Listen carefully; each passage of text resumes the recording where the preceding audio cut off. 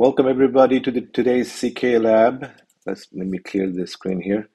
In today's lab, we have the ask of taking an nginx image and somehow make that web server available from public internet. And we have a lot of flexibility in how to do that. Basically, it doesn't matter how we do it as long as we do it. So there's many ways of doing this, but one quick way is to make a deployment out of nginx server, and then just use that to create a service of type load balancer. That way the external IP is available on the internet, and then we can hit it. So that's the way we're gonna go forward. Requirement for this is we have to have access to a cluster, obviously, but on the cloud provider, in my case GCP, there has to be a firewall open for port 80 to hit to that IP address or all IP address. So anyways, some way to allow that traffic to go and hit the IP that we're going to have once we have the load balancer up and running. And we have to also need permission to actually have an external IP address assigned to us. That's all part of GCP, but not really part of the CKA exam. So we're going to ignore those parts, but those are already done. All right, so let's get started. So first thing we're going to do is we're going to create a deployment using nginx image. All right, so let's do. K is short for alias for kubectl. K create deploy -h, just to get some examples, and you can have access to that on during the exam. So here's one example. We're just going to take that and modify it.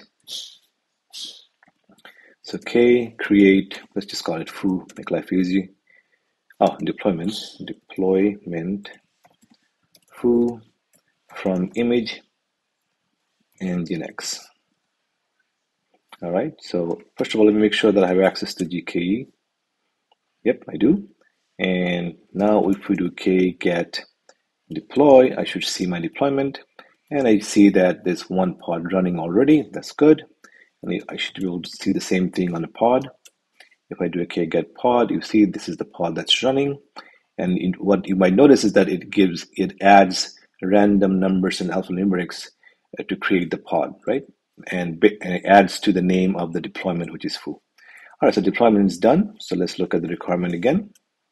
The next step is to expose it to a service of type load balancer. All right, so let's look at expose command examples. Whole bunch of examples here. The one we need is of type deployment. So here's one, kubectl expose deployment, blah, blah, blah, blah, blah. All right, so that is example. We're going to modify that to fit our purpose. Kubectl expose deployment. The name of our deployment is foo, and the port is going to be 80. This is the external facing port. All right. The target is the back-end port. Must also be 80 because nginx listens on port 80 by default. So if we go in with 8000, it will probably not work. All right, k expose deployment foo, port 80, target port 80. Now we have to make sure the type is load balancer. Why? Because if we do cluster IP or node port, they will not be accessible from using an external IP from outside. So if we do a load balancer, we automatically get an external IP address assigned to the load balancers that we can hit. All right, so let's do load. One interesting thing here is in almost everything else, the casing is camel casing, but in this particular case, the first letter is capitalized. Type equals balancer. That should do the trick. All right, now if we do k get service, we see that service is up and running, but the external IP is pending because it takes a minute or so for the IP to come alive. All right, to be assigned and available and whatnot. So we may have to do this a few times. While it's doing that, we can do this. We can do k get, just to give you some examples. K get service -o wide.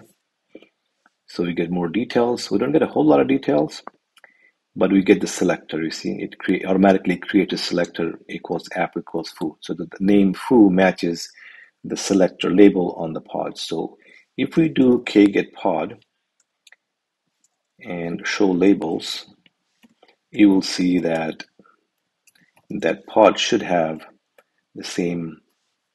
You see how automatically, because we exposed it, right? Or when you create the deployment, it automatically gave the pod the label, even though we didn't explicitly say that. All right, let's see if the IP is available now. Yep, there's the IP address. So now if we do curl